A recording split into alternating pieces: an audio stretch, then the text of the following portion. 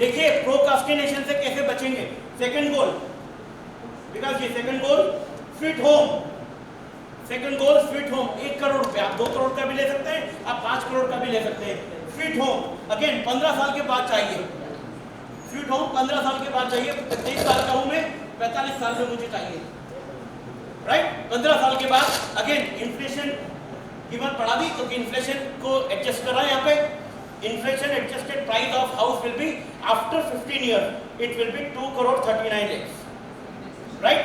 और उसके बाद क्योंकि ये 15 साल है तो मैंने रिटर्न कर दिया 18%।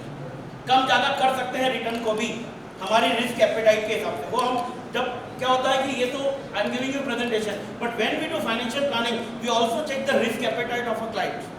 रिस्क एपेटाइट के बेस पे we also decide that where and how much to be invested, right? So on the basis of a proven theory, if you are investing for long term, you can assume 18 to 20% of return.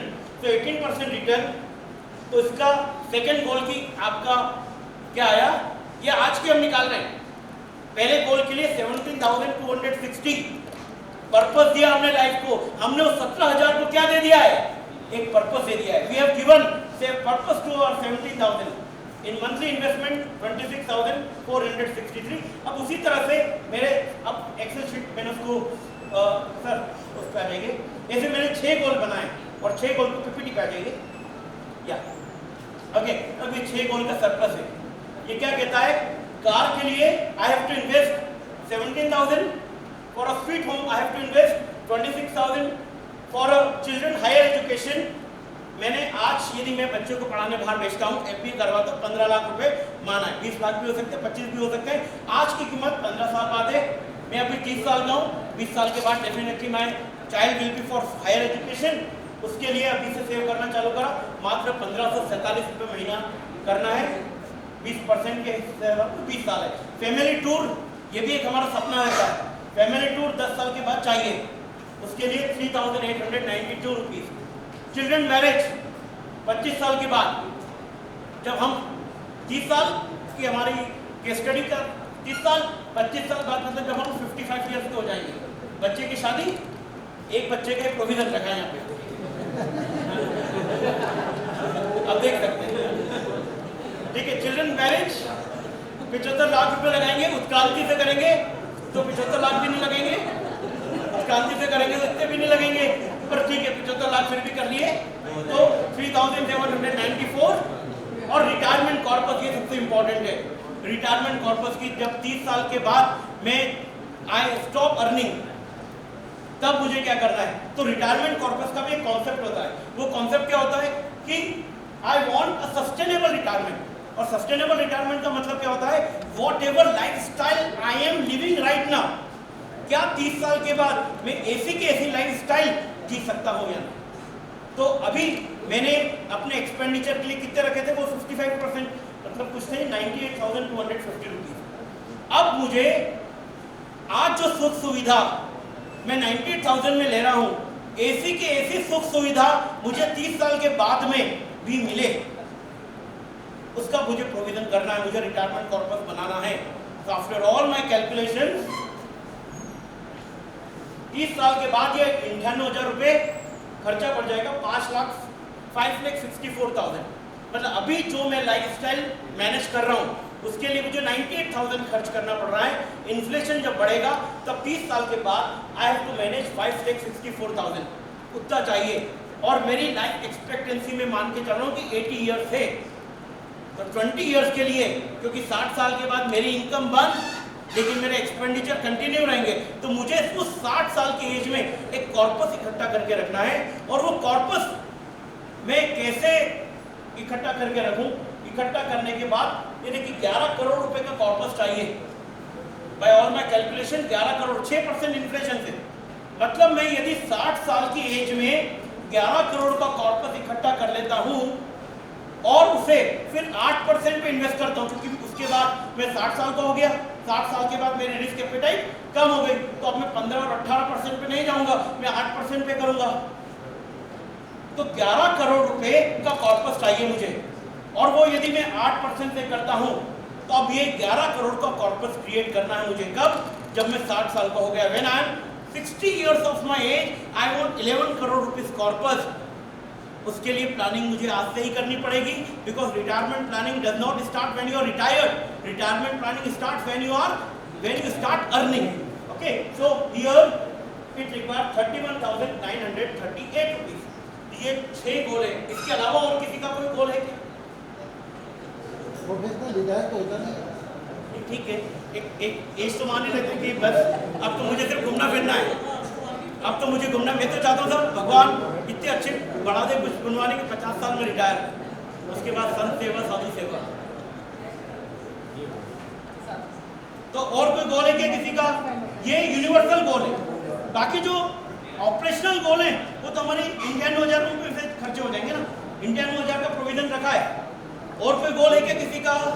Family, मैंने आपको world tour भी करवा दिया है। World tour भी करवा दिया आपको इसके अंदर, राइट? बच्चों की शादी करवा दी है, घर बनवा दिया है, कार ले लिए, सब कुछ कर दिया है। अब ये हुआ 84,000। हाँ, अजमेर में चातुर्मास अरे क्या हुआ? हर जगह बिल्कुल आप प्लानिंग कर सकते हैं।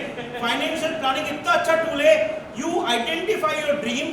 अच्छा, बहुत इजी है। अब आपको कोई भी कुछ करना तो क्या करना है? Identify your dream, calculate the current cost. उसको कितने साल बाद करवाना है, उसका इन्फ्लेशन जोड़ लो और आप फिर उसके अंदर पीएमटी फंक्शन होता है एक्सेल में, तो आप लगा दो तो आपको मिल जाएगा। तो 10 साल के बाद चातुर्मास करवाना है, 5 करोड़ रुपए लगना है। आज की वैल्यू निकाल लो और ठीक है। ओके, ठीक है। तो ना अब इसमें कैसे ट्विकिंग करना है? अब देखिए ट्विकिंग, अभी तो मैंने जो इनकम रखी थी उसके हिसाब से सफिशिएंट हो गया 84,000, क्योंकि मेरा सरप्लस कितना आ रहा था सर?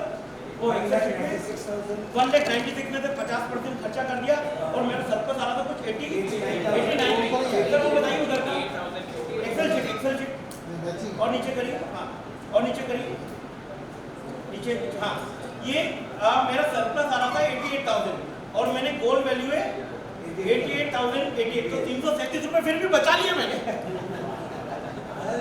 337 रुपए मैंने फिर भी बचा लिए यहाँ पे। अब देखिए, अब 337 रुपए बचा लिए, राइट? अब बाय चांस अब इसमें ट्विकिंग कैसे करते हैं? अब ट्विकिंग करना, ट्विकिंग मीन्स कि जरूरी नहीं है कि मैंने जिस रेट ऑफ इंटरेस्ट पे इन्वेस्टमेंट करना चाहा उस पे मुझे इन्वेस्टमेंट रेवेन्यू मिल गया। यह जरूरी नहीं है कि मैं 7 साल की जगह 5 साल में जाता हूँ, राइट? तो अब अच्छा, तो अब मैं क्या करूंगा? वो परसेंटेज चेंज करता रहूंगा। यहाँ पे मेरा फॉर्मूला पूरा सेट है और मेरा आ जाएगा। फायदा क्या होगा इससे फायदा क्या होगा? अब यदि मैं 88,000 की मेरी गोल वैल्यू है, हाउस होल्ड एक्सपेंसेस मैंने डिसाइड कर लिया, लेविश 1,08,000, 1,08,000। अब 1,08,000 में चल रहा हूँ, सडनली कोई आ गया पिक्चर देखने और मैं गया, या मैं शॉपिंग करने जा रहा हूँ और मुझे कोई अच्छा शर्ट पसंद आ गया। विंडो शॉपिंग हम करते हैं ना, विंडो शॉपिंग करने गए और 1,08,000 का कोटा पूरा हो गया खर्चों का, तो वो नया शर्ट आप परचेज नहीं करोगे। क्यों? क्योंकि वो गोल याद आएगा आपको।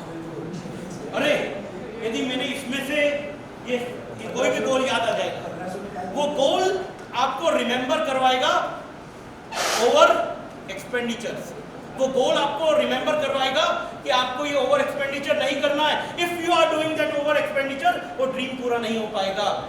तो देखिए, मैंने अब हमने क्या देखा? हमने scientific way, financial way, mathematical way of saving our funds, मतलब अनर्थदंड को त्यागने का मैथमेटिकल कैलकुलेशन हमने यहाँ पे देख लिया है। Very simple. अनर्थदंड होता क्या है? अनर्थदंड यही होता है कि हम मॉल में गए, हमको कोई शर्ट पसंद आ गया, वो हमारे काम का नहीं है, हमें जरूरत नहीं है, हमने उसको खरीद लिया, 2,000 रुपए का शर्ट परचेज कर लिया। ये 2,000 रुपए इस गोल में से कम हो गया।